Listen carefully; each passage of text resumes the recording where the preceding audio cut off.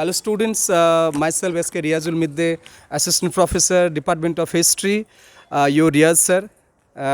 Today we got the opportunity to meet Nuno from Copenhagen University, Denmark.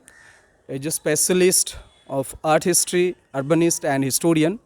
So He's doing his research in and studies of architecture. okay, and architecture specialist. So it is really an honor for me to take some views from Nuno's about our heritage studies. So first of all, sir, thank you, sir, for come here.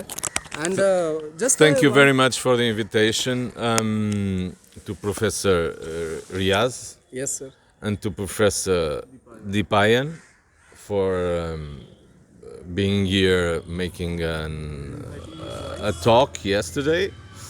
And today I got the opportunity to make a tour in the campus and see the buildings and the facilities that you have for study. So my message to you is that education is very important. Your parents probably didn't have the same opportunity that you're having. So you should take this as something that will frame your life in the future. So you have to understand that all the knowledge you receive here will be important for you as citizens, and the care that is necessary for the environment, the care is necessary for the heritage, and the care is necessary for history. So what Bengalis are today reflects the past, the rich past of Bengal since many years. So before the arrival of the Europeans with the Mughal Empire, with the extractive and an unfortunate colonial presence that was something that was not equitable for Bengal's history. And nowadays, after independence, Bengal has a rule to take in India, and you're going to be the people that are going to rule in Bengal for the next generations. So all the education and all you're getting here, it's going to be important for you for the future, for your jobs, for the way you think, for the way you see life, for the way you relate to others.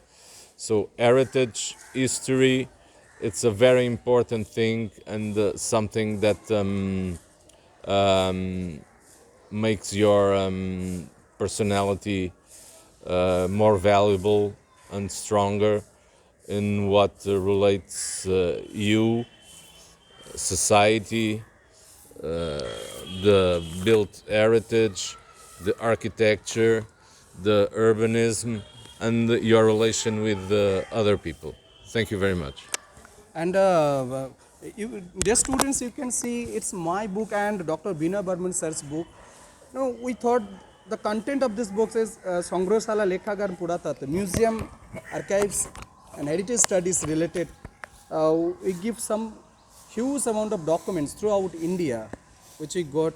So I'm going to present this book to Sir Nuno sir, because just the intention is that you are the history students, you are the Bengali students, you are the English students, whatever, what kind of subject you are studying, please careful your heritage and careful your country's pride and careful your nature's protections, how you can protect, how we can protect single-handed or collaboratively. Please take care of your society and take care of your parents also. Thank you. Thank you, sir. Thank you very much. Just one more question from this side of the camera, though I'm invisible. Before we end, what according to you, Nuno, makes it different in Europe? You are an you are a European, and you are from Portugal and staying for a long time in Denmark, and you have been coming here for at least last 2 decades. You have been coming here for at least last 2 decades. So, what do you think? Where do you think lies the difference in approach regarding the conservation and preservation of regarding the preservation of architecture and historical sites in Europe and here in India or in the subcontinent at large? I think the main difference it's education. I think the care for heritage in Europe is stronger because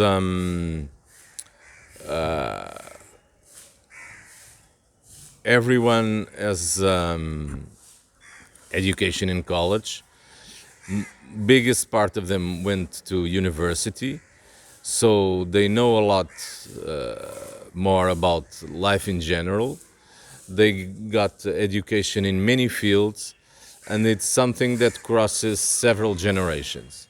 And here, a lot of people still don't have education. So, for me, the big difference is that.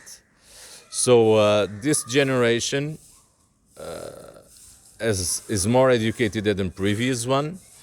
So I think we'll take more care of heritage, and the generations that will come will forcefully, of course, be more educated than the present ones.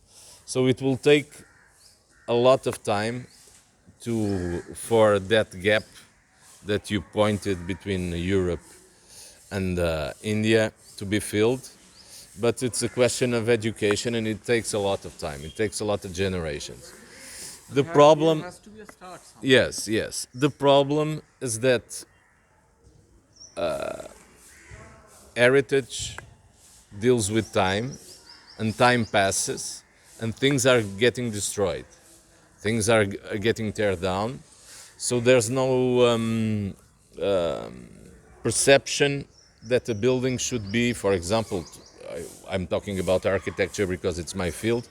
So now there's not a perception that a building should be preserved. And we can't wait 20 or 30 or 50 years for that perception to emerge from society. So in 50 years, if you think, okay, maybe that church should be preserved, but that church was demolished 40 years before. So that balance between what you need to preserve now and the perception and education that people will have towards heritage in 20 or 30 or 50 years, that balance has to be very carefully taken, because we need to preserve now and we can't wait for people to be educated. But you have to educate them anyway, because the future is ahead of us, and we should take care of the next generations.